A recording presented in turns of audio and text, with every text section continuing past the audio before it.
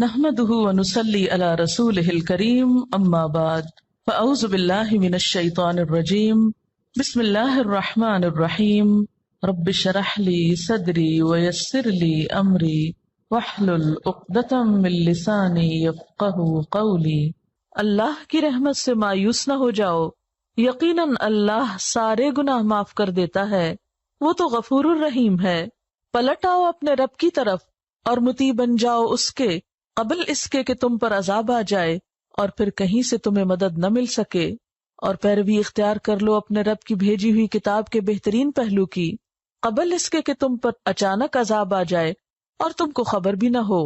کہیں ایسا نہ ہو کہ بعد میں کوئی شخص کہے افسوس میری اس تقصیر پر جو میں اللہ کی جناب میں کرتا رہا، بلکہ میں تو الٹا مذاق اڑانے والوں میں شامل تھا، یا کہے کاش اللہ نے مجھے ہدایت بخشی ہوتی تو میں بھی متقی لوگوں میں سے ہوتا، یا عذاب دیکھ کر کہے کاش مجھے ایک موقع اور مل جائے اور میں بھی نیک عمل کرنے والوں میں شامل ہو جاؤں، اور اس وقت اسے یہ جواب ملے کہ کیوں نہیں، میری آیات تیرے پاس آ چکی تھیں، پھر تو نے انہیں جھٹلایا اور تکبر کیا اور تو کافروں میں سے تھا۔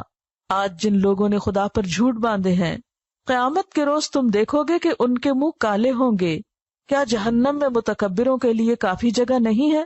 اس کے برعکس جن لوگوں نے یہاں تقویٰ کیا ہے، ان کے اسباب کامیابی کی وجہ سے اللہ ان کو نجات دے گا، ان کو نہ کوئی تکلیف پہنچے گی اور نہ وہ غمگین ہوں گے۔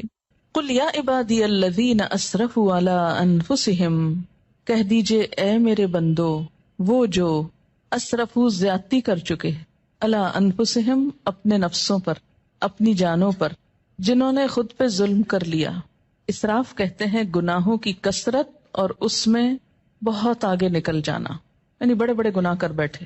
ان سے بھی کیا کہا جا رہا ہے؟ لا تقنطوا من رحمت اللہ، اللہ کی رحمت سے مایوس نہ ہو۔ یہ نہ سوچو کہ اب تو بس صرف ہلاکی ہوں گے، ہماری چھوٹ ہو نہیں سکتی کیونکہ ہم بہت گناہ گار ہیں۔ اچھا، یہ جو جملہ ہے نا، ہم بہت گناہ گار ہیں، یہ بھی دو طرح بولا جاتا ہے۔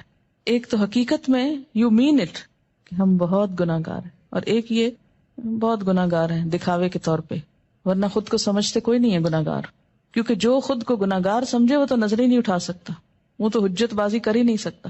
لا تقنطوا من رحمت اللہ، نہ تم مایوس ہو اللہ کی رحمت سے۔ ان اللہ یغفر الذنوب جمیعا، بے شک اللہ معاف کر دے گا گناہوں کو سارے کے سارے۔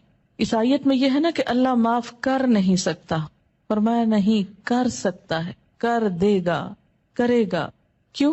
انہ هو الغفور الرحیم، کیونکہ وہ غفور الرحیم ہے۔